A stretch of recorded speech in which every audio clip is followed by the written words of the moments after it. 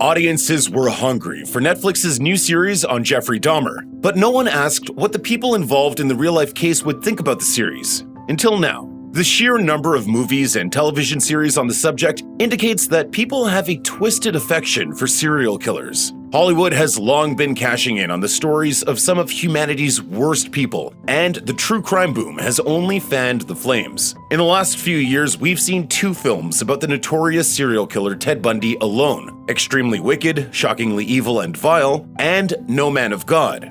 However, when it comes to television, it seems no killer has been as high profile as Jeffrey Dahmer. 2017's My Friend Dahmer looks at the Milwaukee Monster's coming of age, and the documentary series Conversations with a Killer, the Jeffrey Dahmer tapes, recently debuted on Netflix.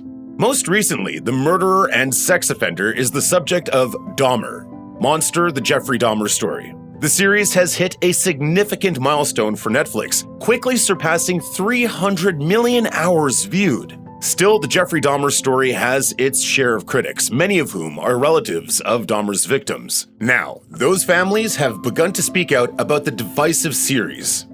The Jeffrey Dahmer story is so much bigger than just him. Despite the immense popularity of Dahmer, Monster, the Jeffrey Dahmer story, the series has received its share of backlash. Some headlines were in response to a production assistant who claimed on-set conditions were traumatizing, while others pushed back against Netflix, initially tagging the series as an LGBTQ story. Most damning has been the reaction from the victims' families, many of whom have condemned the series for being re-traumatizing and exploitative. In a piece for Insider, Rita Isbell, whose brother Errol Lindsay was murdered by Dahmer in 1991, denounced Netflix for failing to reach out to her, even though they recreated her victim's impact statement in the widely viewed series. I don't want to ever see my mother have to go through this again.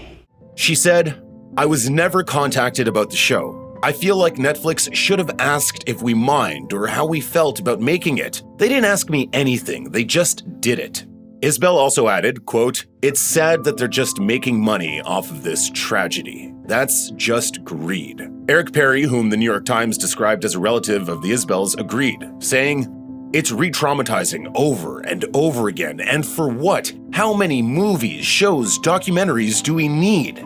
While series co-creator Ryan Murphy has a reputation for creating violent and dark series like American Horror Story, many believe that the series creators should have taken much more care with this particular story, taking into consideration the real pain and suffering of the families of Dahmer's victims. Eric Wynn, a former performer at Club 219 in Milwaukee, where Dahmer frequently visited, also criticized the series' existence in an interview with the New York Times. He said, "It couldn't be more wrong, more ill-timed, and it's a media grab."